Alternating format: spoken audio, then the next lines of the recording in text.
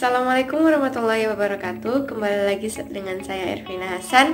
Kali ini saya akan membahas bab 13 yang dimana di sini medan elektromagnetik berseris kaum. Ya, langsung saja ya, tidak usah berlama-lama perkenalannya. Langsung saja kita ke materi bab 13. Persamaan Maxwell dan ketentuan batas. Yang pertama, pendahuluan. Yang kedua, hubungan batas untuk bidang magnetik. Yang ketiga, lembar saat ini di batas. 4. Ringkasan kondisi batasan. Dan kelima, persamaan Maxwell. Kita buka ke pendahuluannya.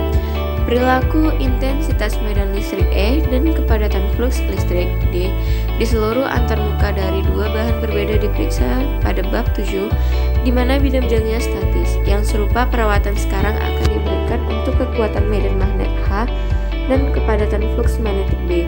Lagi dengan bidang statis ini akan menyelesaikan studi kondisi batas pada 4 prinsipal bidang vektor.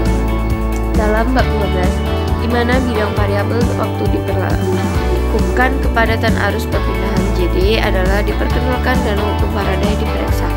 Dalam bab ini, persamaan yang sama ini dan yang lainnya dikembangkan sebelum dikelompokkan bersama untuk membentuk set yang dikenal sebagai persamaan Maxwell. Ini persamaan mendasari semua teori medan elektromagnetik, mereka harus diingat. Yang kedua, hubungan batas untuk bidang magnetik.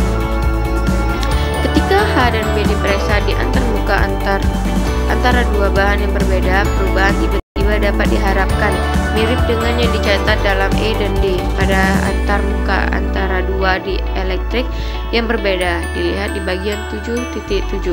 Pada gambar 13.1, antarmuka ditampilkan memisahkan bahan satu dengan properti sigma 1, dan MUR1, dari 2, dengan sigma 2 dan MUR2. Perilaku B dapat ditentukan dengan menggunakan silinder bundar kanan kecil diposisikan di seluruh antarmuka seperti yang ditunjukkan karena garis flux magnetik kontinu.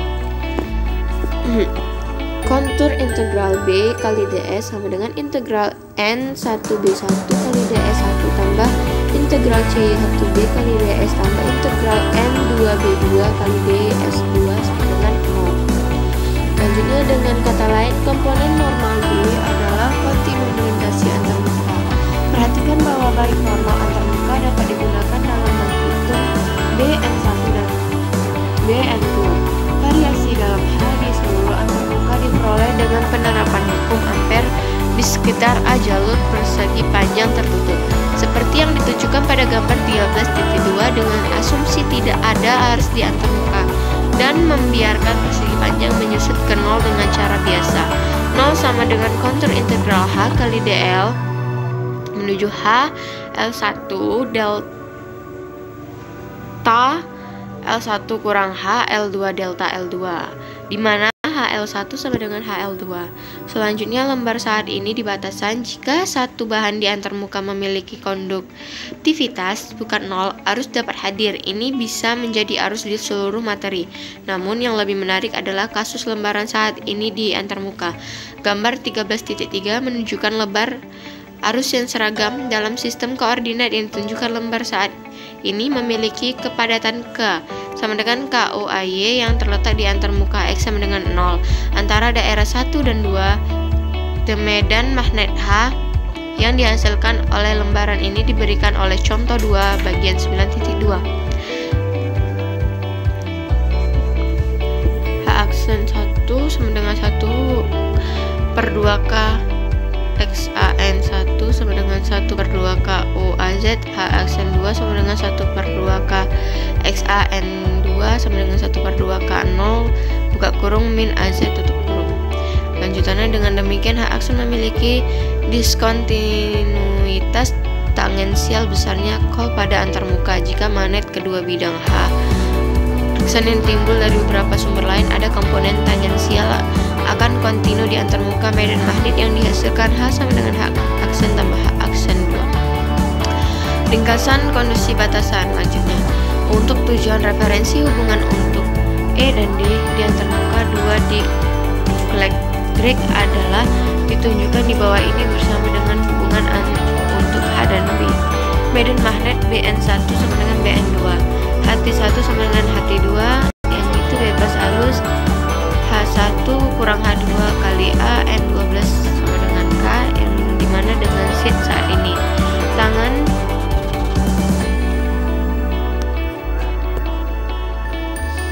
tangan theta 1 per tangan theta 2 sama dengan MUR2 per MUR1, yaitu bebas arus, yang dimana medan listrik DN1 sama dengan DN2 yaitu bebas biaya, DS1 kurang D2 kali AN12 sama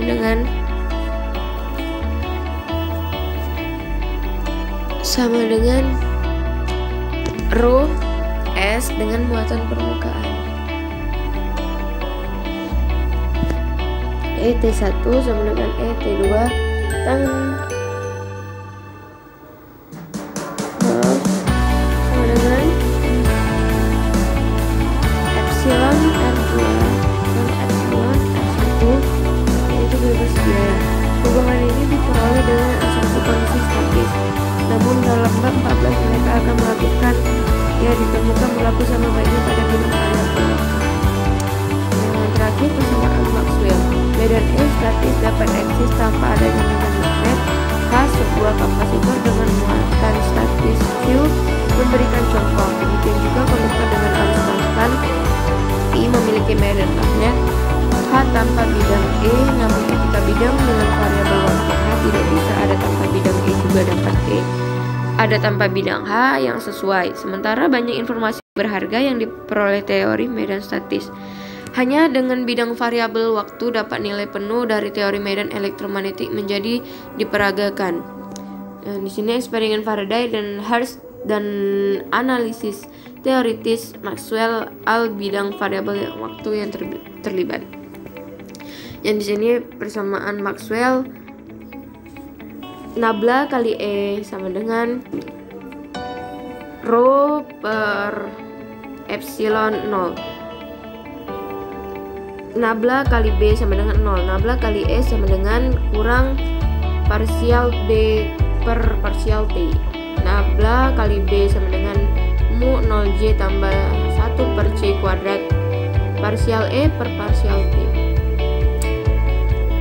Dan kita akan menjawab soal dan penyelesaiannya yang di 3.5. Lembar saat ini K sama dengan 6,5 AZ, A per M di R sama dengan 0 memisahkan wilayah 1, X lebih kecil 0 di mana H1 sama dengan 10 AY, A per M dan wilayah 2, X lebih besar U lebih besar 0, tentukan H2 pada X sama dengan plus 0. Tidak ada yang dikatakan tentang permeabilitas kedua wilayah. Namun karena H sepenuhnya tangensial, perubahan permeabilitas tidak akan berpengaruh karena BN1 sama dengan 0, BN2 sama dengan 0 dan karena itu HN2 sama dengan 0. Yang di sini penyelesaiannya H1 kurang H2 ini kali X XAN 12 sama dengan K 10 AY kurang HY 2 AY XAX sama dengan 6,5 AZ. Di sini 10 kurang HY 2 kali min AZ sama dengan 6,5 AZ. HY 2 sama dengan 16,5 AM.